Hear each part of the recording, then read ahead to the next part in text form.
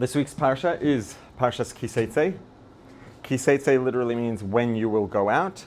And it starts off, Kiseitze lemilchama aleivecha, when you will go out to wage war against your enemies. It goes on to teach us, some of the mitzvahs that are associated with war, etc. One of the mitzvahs we have is ridding ourselves of Amalek, ridding the world of Amalek. It's interesting that when the Torah tells us about Amalek, first it says, Zachar al tishkach, eis asher asa lecha Amalek. Don't forget that which Amalek did to you. And then it says, Timche es zecher Amalek mitachas hashamayim.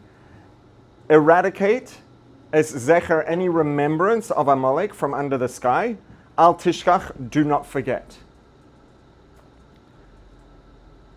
Without, at least at this point, getting into how do you eradicate the memory and then in the same sentence say don't forget, we honestly probably won't touch on that today. It's a whole conversation on its own.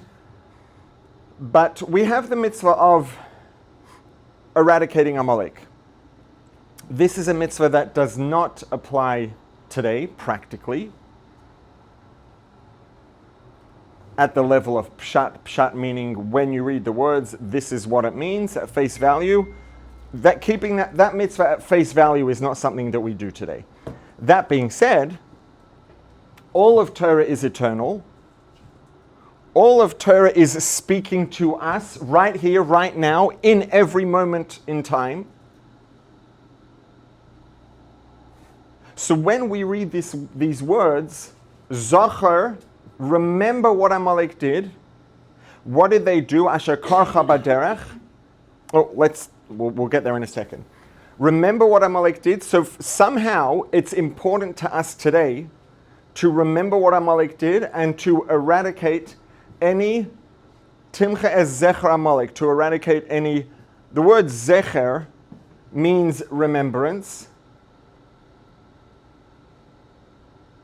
Now, to understand how we can, I guess we are going there, how we can both talk about remembering what Amalek did.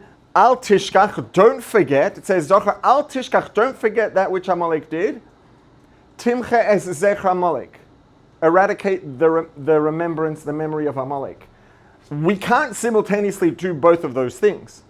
I mean, hypothetically, we could recall and forget, which, number one, it just practically doesn't make any sense. That's not a realistic thing to do. Number one, it would drive us completely insane if we could. And number three, what would be the point? To forget for a moment and then remind and then forget and remind, so that what is like it's a game or something. These are both things that we want to be doing on an ongoing basis. Zachar al tishkach, do not forget that which Amalek did, number one. Number two, timche es zecher Amalek. One of the ways that the word zecher can be translated, and it's not a different alternative translation, it's another way of expressing the idea in a specific context of a memory, a remembrance, would be the impact or the legacy. Timche es zecher Amalek, make sure that Amalek has no remaining impact. A zecher is something that reminds us. It's a remnant. Timche es zecher Amalek, make sure to eradicate any remnant of Amalek, anything that remains of Amalek, that would be a reminder. It would bring you back to the experience of Amalek. Now, the mitzvah of, number one, remembering, and number two, eradicating any remnant of Amalek is a scriptural obligation, a mitzvah sasei d'oraisa, at least arguably. And it's something that we are obligated to do every day, continuously. And it's one of the Sheish Zechiros at the end of davening. We say, There are 6 things that we, Sheish Zechirah, 6 remembrances, 6 things we remind ourselves and we bring into our conscious operating memory every day. And one of them is Amalek, because this is something that's important to have in mind, that's ongoing.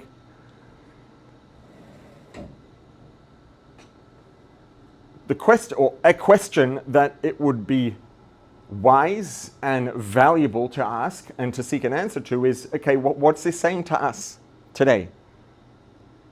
The Torah tells us, remember, don't forget what Amalek did and eradicate any remnant of Amalek. We are not in a position to eradicate any remnant of Amalek, literally. We don't know who they are.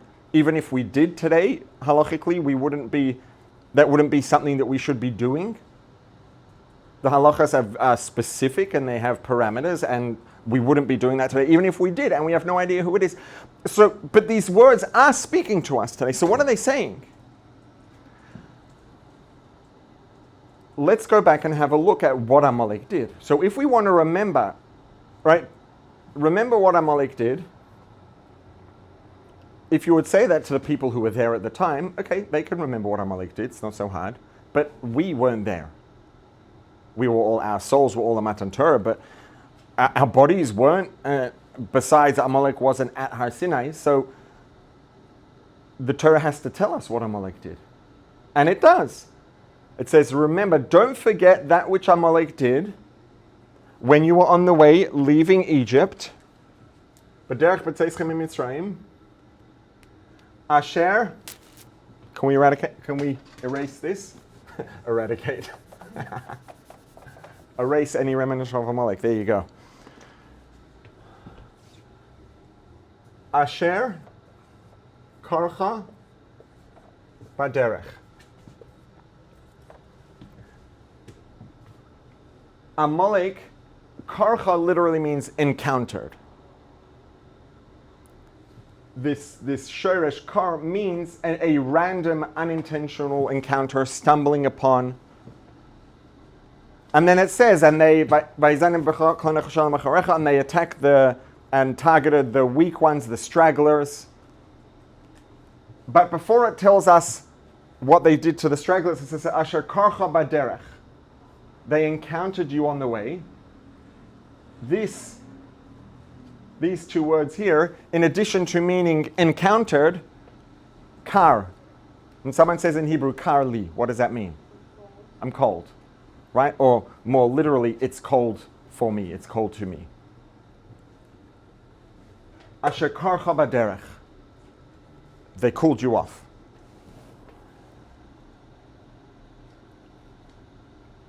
Cooling off excitement, crashing the party, being the party pooper. In a person's, when it comes to not just a specific party or celebration, but when it comes to having a party in life. What do I mean by having a party in life? I don't mean, balloons and drinks I mean taking joy in life, celebrating life, waking up, going through the day, loving what we do, being excited, having a good time.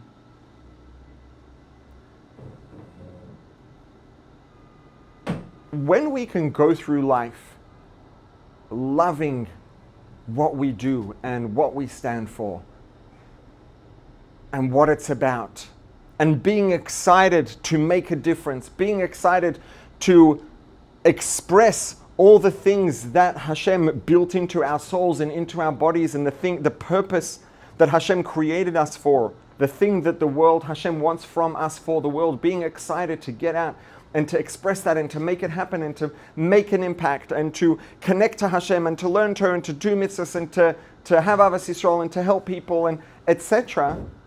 Going through life excited, having fun, being passionate is one of the greatest gifts, one of the most powerful and positive things that a person could ever have. Life is gonna be full of challenges. There's no 2 ways about that. And there are parts of life that are going to be difficult. There are parts of life that are going to be challenging. enjoying and being excited about life isn't going to remove the challenging circumstances, but it makes all the difference in terms of our experience of those circumstances. That's on one hand. And when it comes to the positive things, there is so much to be had. And there are two separate things here, two separate points of value on the positive side as well. One is, let's just be, first of all, very pragmatic, right? If we want to be technical and pragmatic, and we have a mission and a purpose, and there's something we're here to do, and Hashem created us because there's something that He needs us to achieve, and okay. When does a person perform more effectively? When they are in a state of, let's say, positive emotion, or in a state of negative emotion? When they're excited or when they're unexcited? When they're happy to be doing what they're doing or when they're not happy to be doing what they're doing? A person can say all they want, that all they're interested in is results. The person who's really interested in results and is paying attention to results is going to observe. I mean, if someone's running a business or running a team of people working on something and they're paying attention, I don't know if you can necessarily say the people who are happier and more passionate will produce greater results.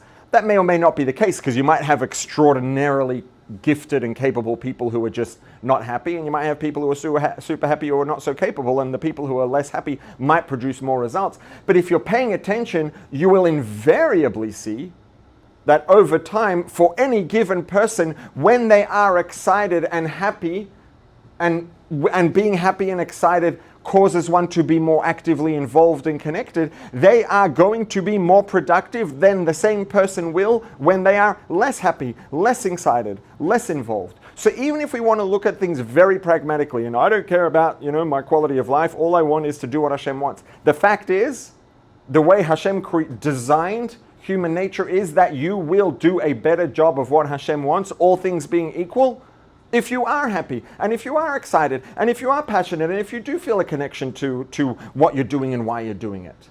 So just from a very pragmatic perspective, it's just more productive and more effective to be happy and passionate and excited. So that's one thing that Amalek was really happy to do, was karcha b'derech, to come and, Debbie Downer, cool that energy off, take everybody who's excited and passionate and, there's an expression, another one of these cliches that I just rattled off, and it comes to mind just because I was actually thinking about what it represents, and it brought me to the cliche, which is too cool for school. Right? What's too cool for school? Because when people are around their friends and they have to impress, you can't get too excited. To be very, very cool. Like Amalek comes along, and just. All it takes, you can walk up to someone who's having the time of their life, and with one comment, one word, sometimes without even a word, just with one facial expression, you can crash everything for them. And that's what Amalek did. Karcha. Amalek knew, or what this represents is Amalek has this awareness, this phenomenon of Amalek, has this awareness that being excited, being involved, being passionate, being happy, feeling a connection and a part of what we're doing is extremely powerful for even just practically for how productive we are and how much we do. And so Amalek, if you want to create the greatest impact for the least amount of effort, you look for something you can do that's really small, that's going to make a really big difference. If you want to, does everybody know the game Jenga? Right? Where you take the blocks and you build it up. And if someone's looking to crash the Jenga tower, taking one piece of wood off the top of the pile is not going to crash the tower. It doesn't mean you have to take 100 pieces or all the pieces to crash the tower. You could take one piece, just take the one piece at the bottom on the side as opposed to the one piece on the top, and you'll crash the whole thing. And Amalek identified what's something that has an enormous impact. One little thing. All you have to do is just show up and just make someone self-conscious. make someone feel like, oh, I'm a little bit too excited. Right, I shouldn't be so excited. I shouldn't be so passionate. I should cool things down a little. Right? Self-consciousness is one of the ways of doing it. Whatever it is, but something that's going to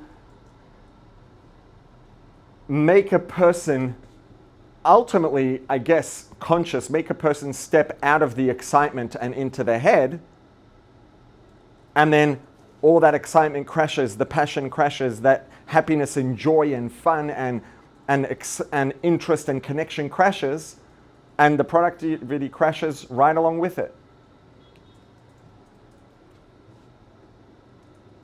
And another part of this is, very simply, and I'm not saying this second because you could maybe argue that it's of secondary importance, but that's not the main point. To me, in a sense, it's just the one that's more obvious. So I said, even if you just want to be practical and technical and say, I only care about what Hashem wants. If you care about what Hashem wants, you're going to want people to be excited and passionate and joyous and connected. You're going to want everybody to find a life of Torah and mitzvahs to be a party. Not crazy, but fun, positive, a source of joy and happiness and connection. And productivity and pragmatism aside, life is just way better when we're connected and happy and excited and passionate about what we're doing. Especially if we know and understand and believe that we have a responsibility to live life a certain way. For a person to be passionate about something and then to feel like they have to suppress that their whole life and they have to do certain things and they're miserable doing those things, or they have no joy and excitement in those things, it's not going to be easy and it's not going to be fun. And there's this almost, I guess, like a cognitive distortion. Because in general, most things in life that are very valuable take a lot of work and will involve some discomfort and some really hard work, etc. So that can lead to a cognitive distortion where people think, oh, okay, so the value of the outcome is proportional to how hard I work and how much discomfort is involved. Therefore, and producing this outcome is, let's say, virtuous. If the outcome we're talking about is bringing divinity into the world, integrating Hashem, making a dibra tachtonim, uplifting the world, whatever we want to call it, different ways of saying similar things, more or less the same thing broadly, let's say. If that outcome is virtuous with it, which it is, and a person has this cognitive distortion where they say, oh, well, doing those things tends to involve a lot of effort, relatively, let's say, as a trend. There's a correlation or association between doing really big, valuable things and putting in effort and experiencing some discomfort, etc. And that's virtuous. So then that can lead to this cognitive distortion where people start to feel like working really hard and experiencing discomfort is virtuous. And it's not. Doing the things we're supposed to do is doing virtuous things is virtuous. There is going to be a degree of correlation between doing virtuous things and putting in effort, working hard, experiencing some discomfort, versus a person who is just, doing what they feel in the moment with no other considerations, which is going to actually result in a far greater discomfort down the road because we're not designed for that biologically, but it's not going to have the effort. It's not going to be as hard work. Digging out of that's going to be really hard work later, but that's a separate conversation. Right? So when we look at living a life focused on virtue versus living a life that's just going with whatever we feel like we want to do in the moment, there is some degree of correlation, a very real degree of correlation, or not correlation, of association between substantial effort, working hard, some degree of substantial discomfort. But that doesn't mean working hard, experiencing discomfort are necessarily virtuous by definition. Working hard, maybe. That, again, we could discuss that for 5-6 hours easily. But the thing that is definitely not the case is that being miserable is not virtuous. Not being passionate about what we're doing is not virtuous. For a person to work really hard to do what they know is the right thing, despite the fact that it's hard for them and they're not enjoying it, that's very virtuous. But the virtue is in the fact that they're doing it despite the difficulty. The virtue is not in the difficulty.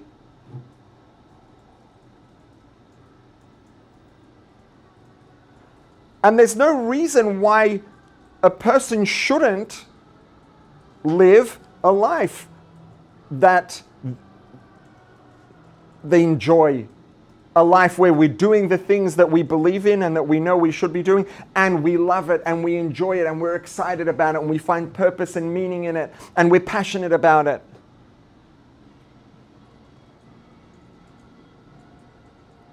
And Amalek, who doesn't like us,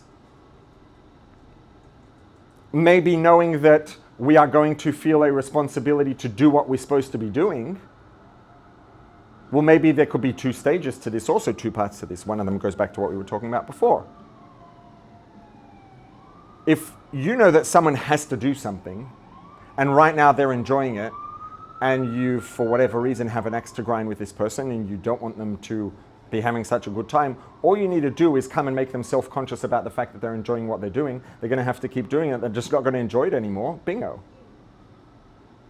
Right? And I pray that nobody ever is in such a miserable place where they feel driven to do that.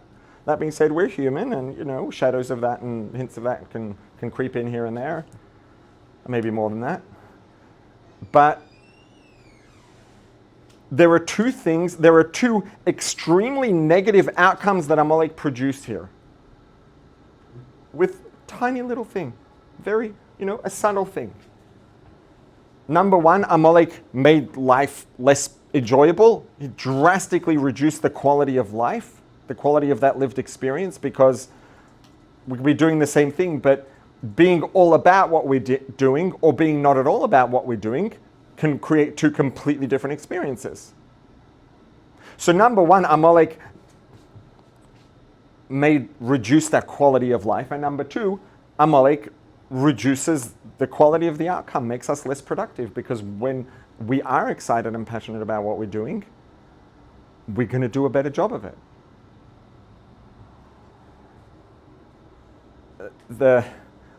Ultimately, what this has to do with us here and now is that Asher Karcha B'derech, this is something, and for different people it might show up in different ways. There are perhaps different variations of self-consciousness is for sure a big one.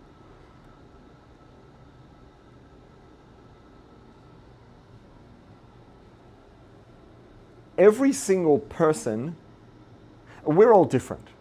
Some people are just more excited, more excitable by nature.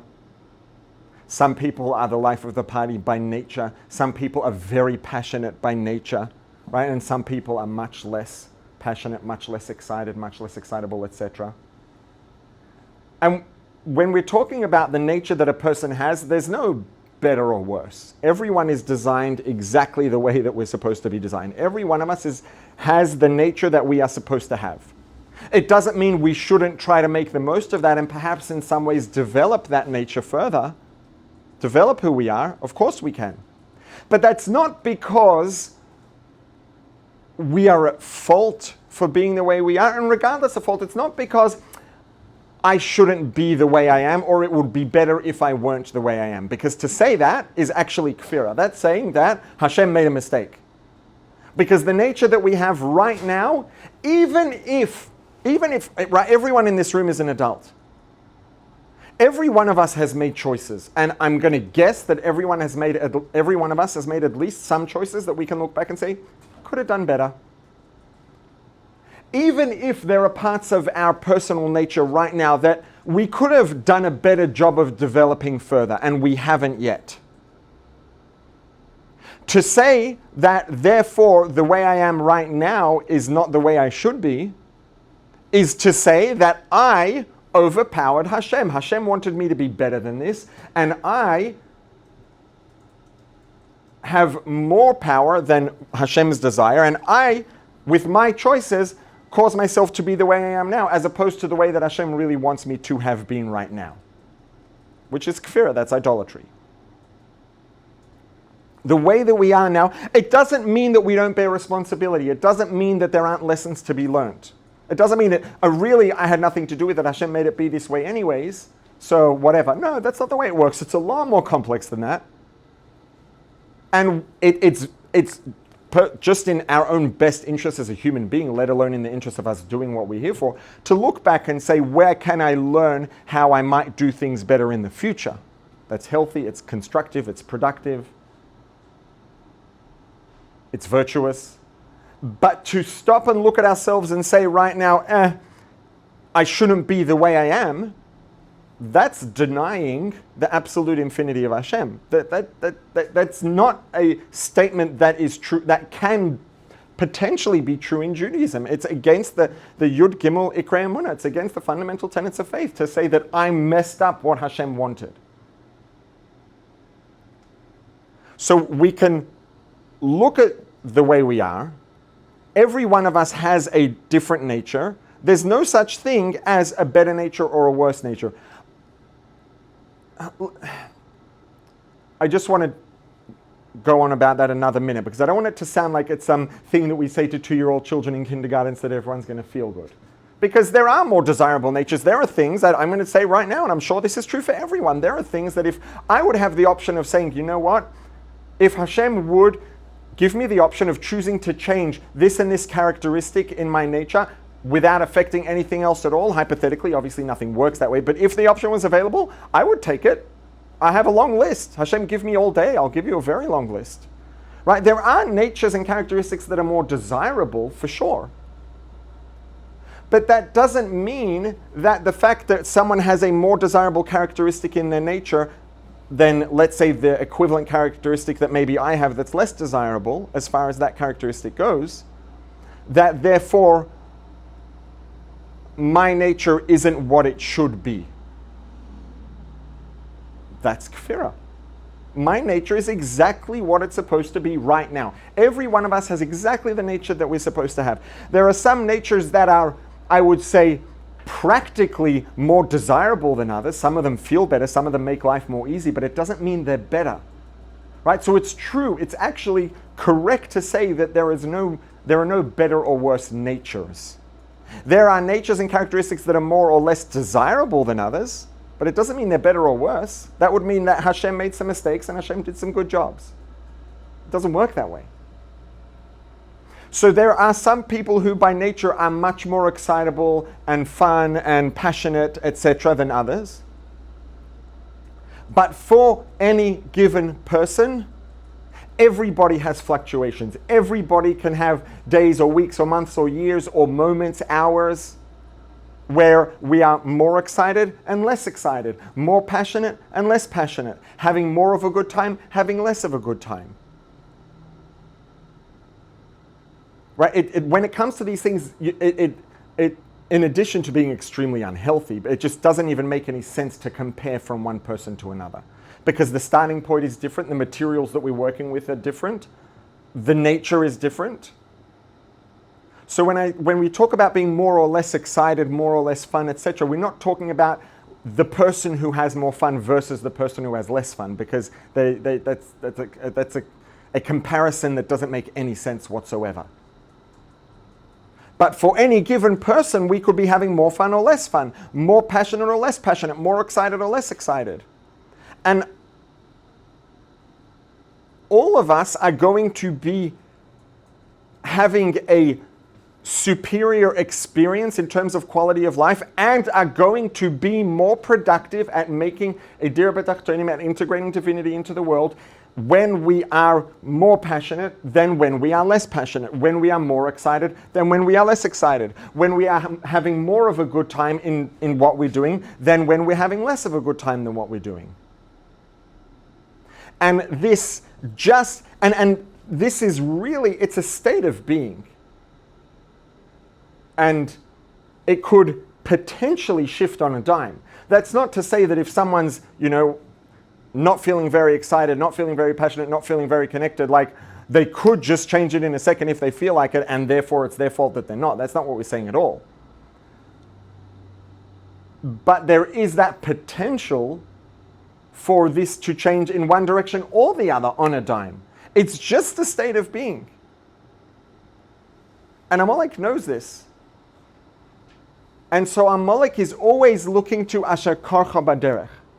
Remember, Al Tishkach Es Asher Asalacha Amalek Baderech B'Tzeischem Mitzrayim. When you were B'Tzeischem Mitzrayim, what's Mitzrayim? Egypt. Also, change the vowels. In the Torah, there are no vowels. So, Baderech B'Tzeischem Mimetzarim. From your constraints, from your limitations, from your boundaries, from the things that held you back. There is no one ever, I'm speculating, but it's a very confident speculation, let's say, who achieved a gold medal in the Olympics in something that they didn't believe that they could achieve. Maybe when they were younger, they didn't believe that they would get there. But at some point, they have to have believed. Why? Because the amount of work that it takes to pull that off is extraordinary. And in order to put in that much effort and work that hard, there has to be sufficient motivation. No one is going to be motivated to put in that amount of work if they don't believe there's any chance that it's going to be successful. It's just that the human nature is not going to allow them to work that hard if they don't believe there's any point, unless there's some other value that they see in it. Breaking out of constraints, growing. This is something that all of us can and should be doing every moment of our lives. And a person who's been doing everything they could to grow and develop for 100 years, there's no limit. There's no point at which a person has developed so much that there's no more development possible. It doesn't exist, even conceptually, let alone practically. And at the end of the day, the fact is, the more excited we are, the more passionate we are about what we're doing, the more we wake up in the morning looking forward, believing in the value of what we're doing and the value of why we're here, and the value of who we are, and the value of the impact that we can make, and the realness of the difference that we can make, and how much that matters, and how valuable that is. And then we face the day with excitement, with passion, with motivation, with drive, and we enjoy it. The more we have all of those things, they're not the same thing, right? There's excitement, passion, drive, motivation. Those are probably all, related. They're not the same thing. Happiness, joy, fun is maybe another category also of positive emotion, but a little different. The more of any and or all of those things that we have, the more we're going to enjoy the day, and the more we're going to get done, the more we're going to break out of our constraints. If you want to break out of your constraints, if you want to grow, what does growth mean? Growth means developing, becoming more than we were previously, right? When a plant grows taller, by definition, if it grows, it's taller than it was before it grew. Growth means change. Now, growth means change, let's say, specifically in a positive direction. But regardless, change means that things aren't the same. There's no such thing as right? Inertia. What does inertia mean? Inertia means the tendency to not move and not change. It's not necessarily to not move, but to not change unless there's a force that acts on you to do that. If you throw a rock in outer space, it's going to keep moving at that velocity until something comes and changes it. There's no resistance, there's no gravity, nothing's going to stop it. It's going to keep doing exactly what it's doing until it bumps into something, or it enters a field of gravity or some resistance or something. If a person's sitting on the couch, they are not going to get up off the couch unless there's a force that makes them get up off the couch, which might be internal motivation, it might be someone poking them in the ribs, it might be the smell of food in the kitchen, whatever it is, right? But there has to be something that's going to cause the change. The greater the motivation, the greater the force acting, the greater the change will be. Right? If there's a rock in outer space and it's just stationary in the middle of nowhere, whatever that means, I don't know how you would measure that, but let's say, relative to a nearby planet, and it's not moving anywhere, it's stationary, and then someone comes along and gives it a whack with a baseball bat and gets it moving, if you would have two instances of that, and one of the people is double as strong in the other one as the other one, or has double as powerful a swing as the other one, the rock or the ball that they hit is going to be moving faster. Why? Greater force, greater input, greater outcome, greater growth, greater movement.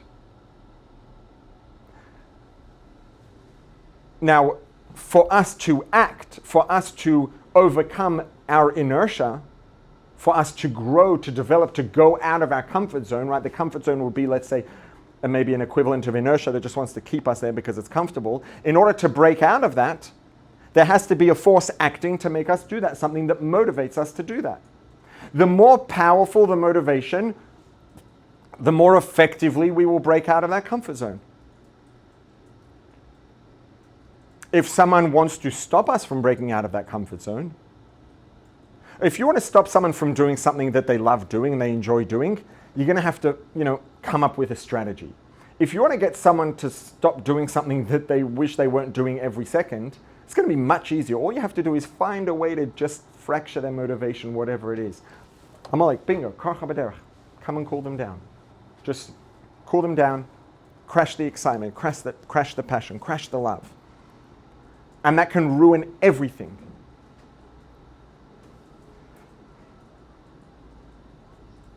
You just said that's if they don't really love what they're doing. If they love what they're doing, you said you need a strategy. So either way, is the strategy to still try to crush them, no matter well, the effort? The strategy is going to be, let's say someone loves what they're doing, and almost all people have this to varying degrees. A susceptibility, let's say, to being self-conscious. So someone loves what they're doing and they're excited and they're having a blast. And then maybe you have a friend who loves dancing and they've been dancing their whole life and they're amazing and they're getting ready for their performance and they're practicing and you walk into the room while they're practicing, their routine, and they don't even know you walked in. They're so present and engaged and they just love it so much. They're having the time of their life. And then, they spot you and okay, they keep on going.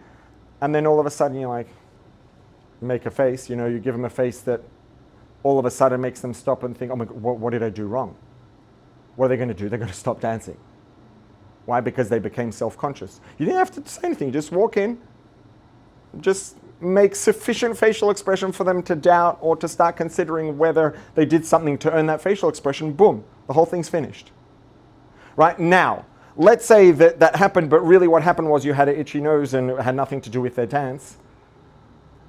Practically speaking, do you think that person is realistically likely, now again it varies from person to person, but in your generic, stereotypical case, do you think that person is going to be able to get up and get back into it the way that they were as quickly as they stopped and crashed out?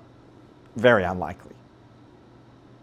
Right? The power of crashing that mood, of making someone feel self-conscious, of making someone feel, and there are different kinds of self-consciousness.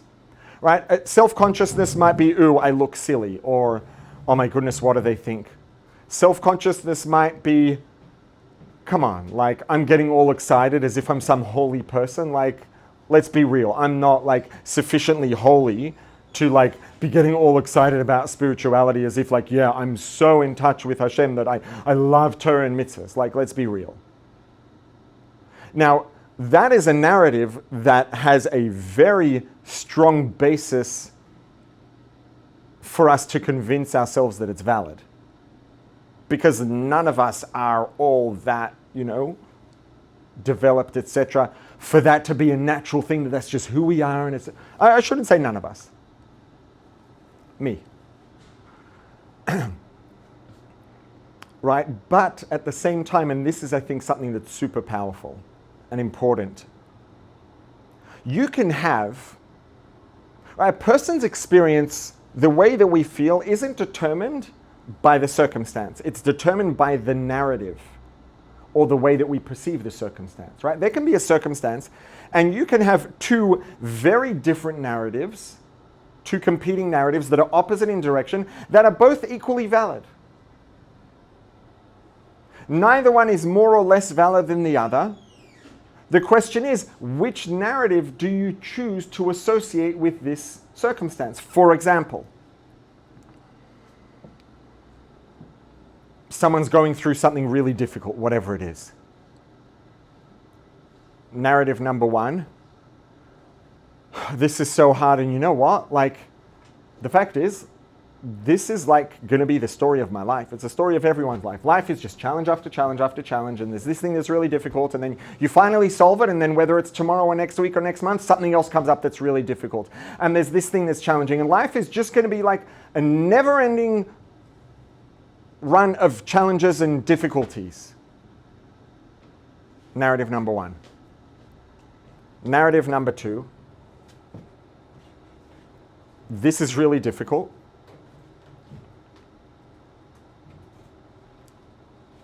There are going to be lots more challenges like this in life. Every one of these challenges is an opportunity to overcome and to grow, to achieve, to fulfill my purpose. Every one of these challenges and difficulties is something that Hashem has custom designed for me to bring out the most and to help me become everyone that I am and everything that I'm supposed to be, and to make the difference that I'm supposed to make. Are they difficult? Yes, super difficult. Again, like, great things are almost invariably going to involve substantial difficulty and require substantial effort and involve substantial discomfort. It's a fact of life. Hashem has an invaluable legacy that every single one of us individually has been designed and created to make in the world. Every one of us has our own invaluable legacy that's unique to us.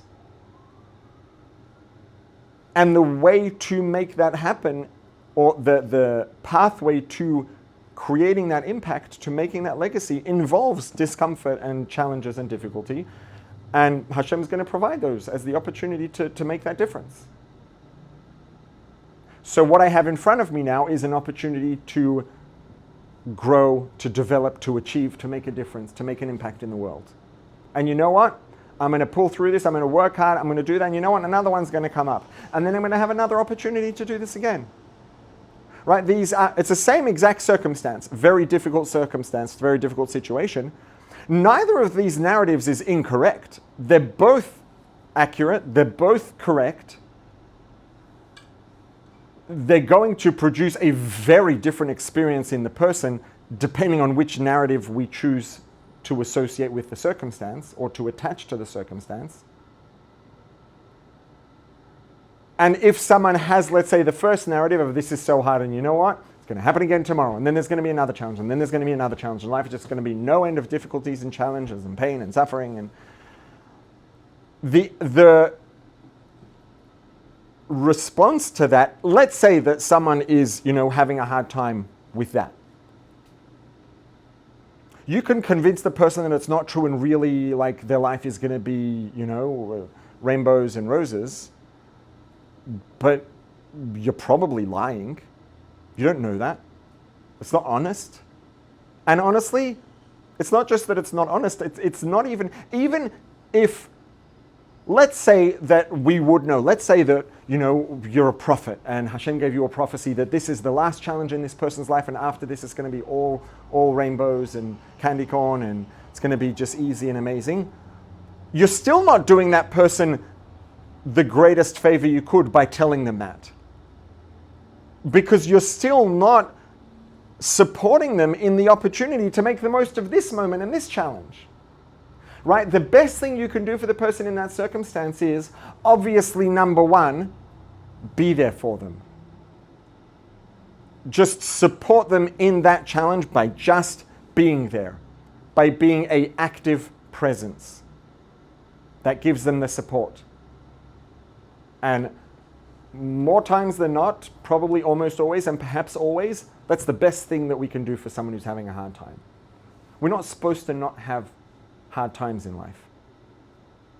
But having the support, just knowing that there's someone who's there with you and is actively present, can make all the difference.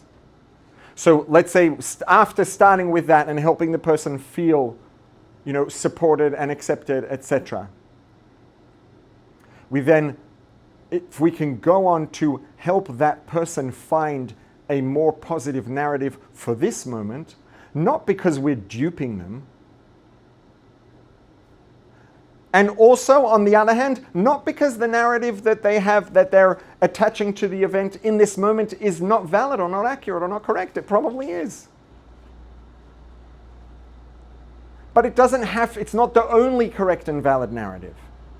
So if we can help a person reframe, arrive at a new narrative that's going to allow them to see this challenge and difficulty as an opportunity for growth, as something that has purpose and meaning, as something that's part of their purpose and meaning, and something that's valuable, without changing the circumstance at all, we can change their experience completely. Right? So the narrative that we associate with something can also be very much a factor that contributes to how excited we are about something, to how passionate we are, to how much we enjoy it, to how much we're having a good time. And that's going to be something that, again, is a factor for everyone. Our baselines are going to be very different. The kinds of narratives that we naturally gravitate towards are going to be different. But there's always more than one, and always more than two. There are always multiple real, valid narratives that can be attached to any circumstance. So what's Amalek going to do? Amalek's going to come and try to just get you onto the track of the negative narrative. Amalek's going to try to get you to feel self-conscious. Amalek's going to try to get you to feel, oh, you know what? Here I am getting all carried away in my davening and all, spiritually inspired and excited about Hashem and Torah and mitzvahs and driven, and I'm going to go out and I'm going to make a difference in the world. And I was like, come on. Remember, that thing yesterday and the day before and last week and the week before that, etc. Like, really? You? All excited about Hashem? Like, that's you? Be a tweet with a screenshot and say, "Dis you?" ? Is that a valid narrative? It is. And that's the thing. That's why it's so powerful. Because it's very easy to slip into that because it is a valid narrative. The thing is, it's not the only valid narrative. And one thing that's certain is it is not a healthy narrative. It is not a constructive narrative. It is a narrative that is going to make you enjoy your life today less, not more. It is going to make you achieve less, not more. Right? But because, I think this is really an important point here, because you can have multiple narratives and they can both be equally valid and equally true, that's what makes the negative narrative so dangerous and so powerful. And that's why Amalek loves it.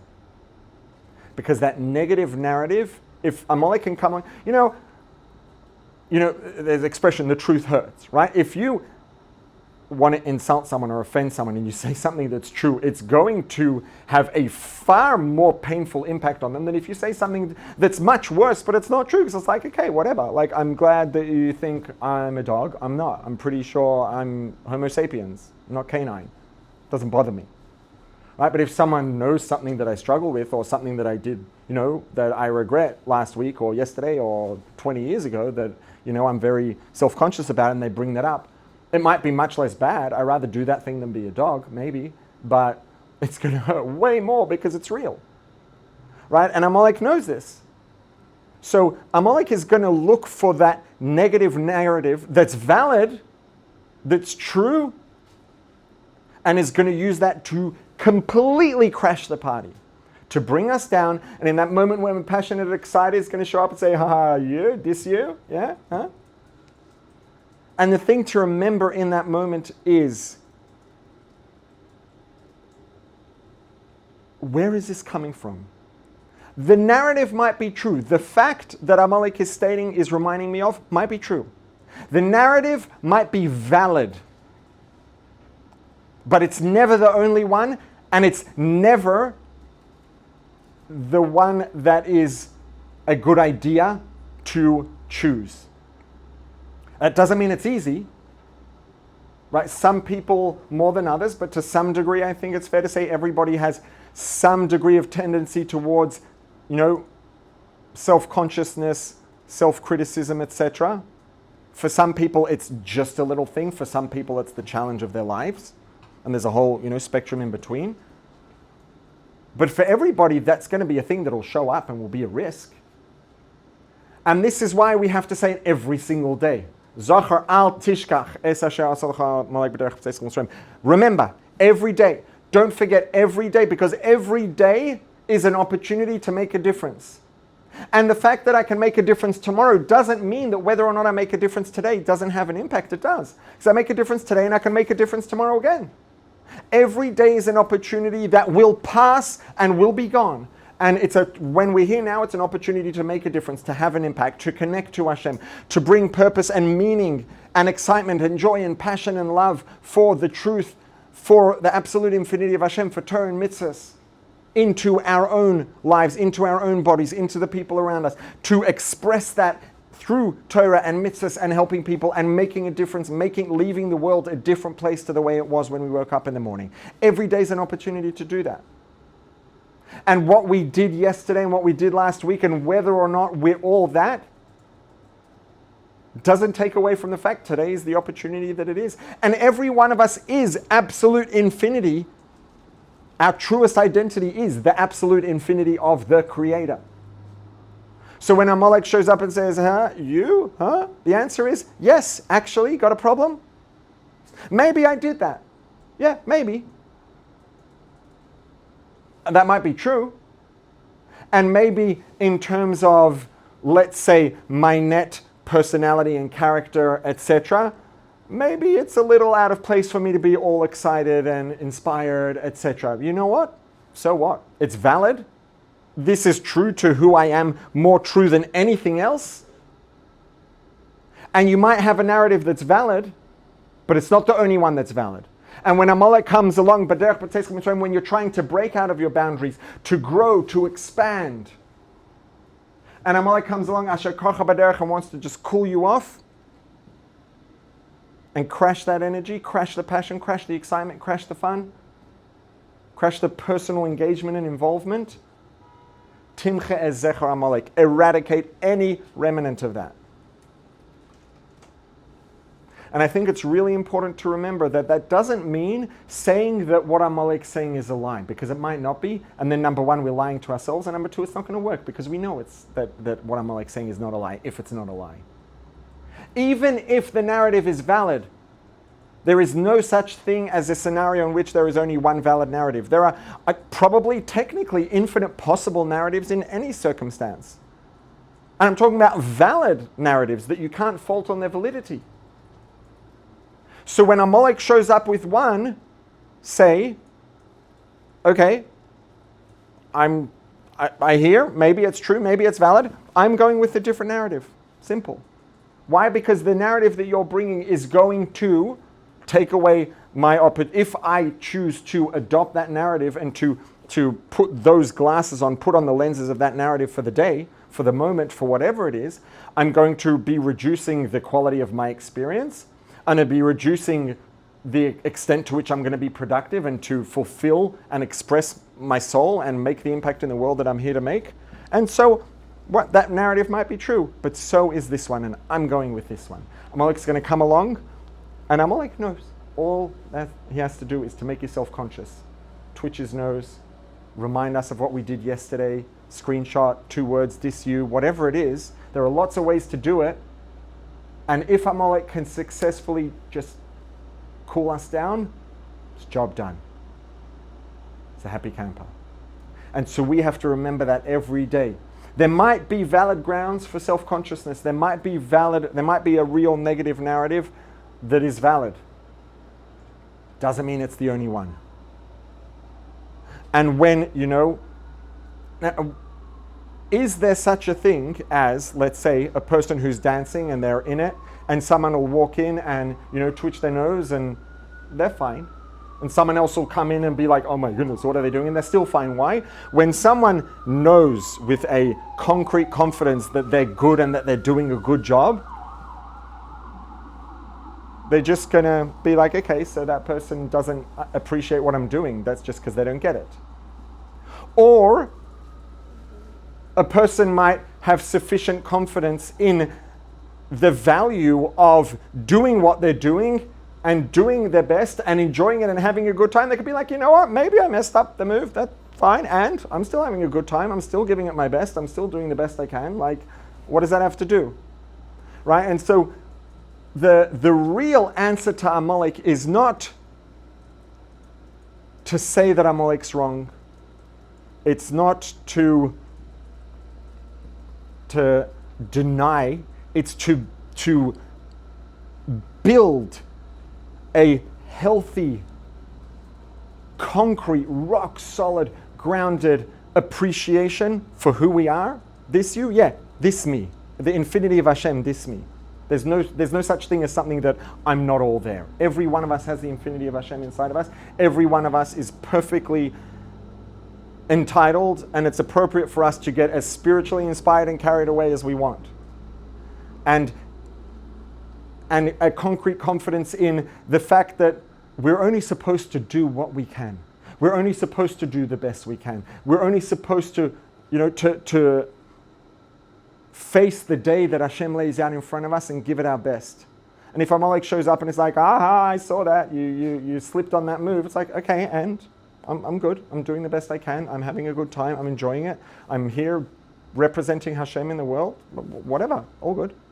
Right? So the answer is to build that confidence and security in the fact that we are the infinity of Hashem inside, and all we are supposed to be doing is to give it our best. And if a negative narrative does come along that's valid, or if a negative narrative does show up, it's not about trying to prove it wrong, because it might be true, and whether or not it's valid is irrelevant, because there's always a different, healthier, more constructive narrative that's at least as valid. Have a good week.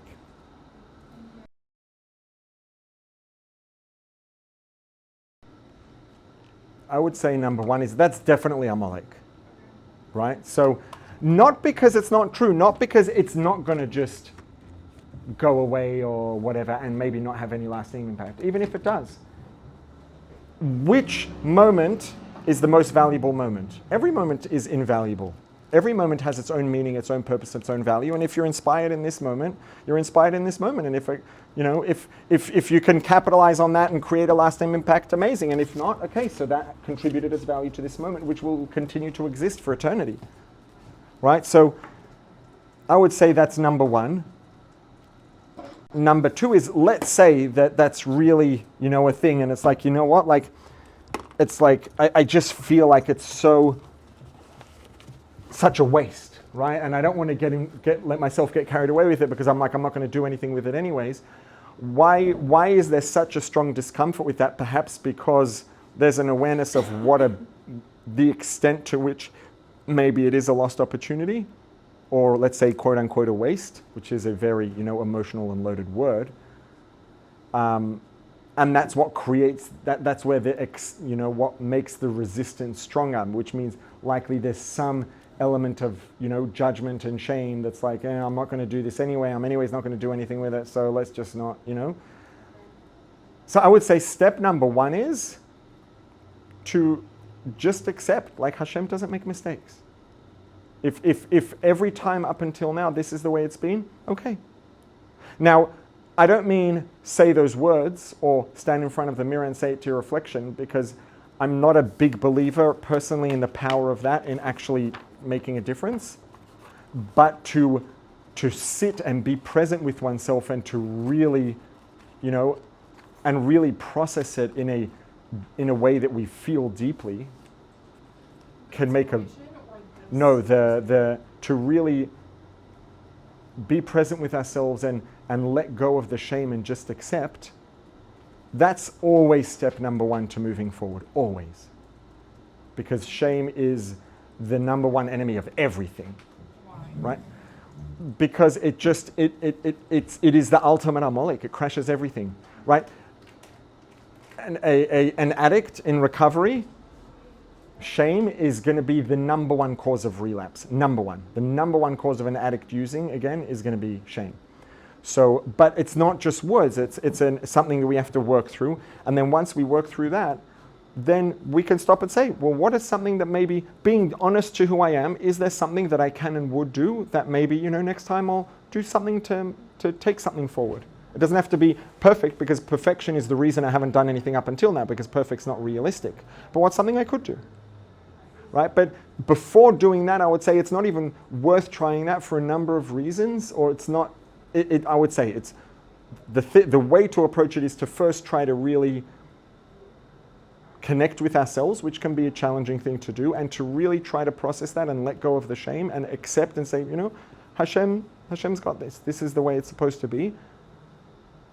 And once that is behind us, the ability to actually move forward, it's literally, when you can do that, it's like someone lifted 100-pound weights off your chest. It really is. And until that's done, a person's not going to move forward. And that's another thing also. But I would say, but regardless of that, the acute thing is, well, that's neither here nor there. It's irrelevant. Right now I'm in the moment. Right now I feel inspired. This has value. I have an neshama. Go for it.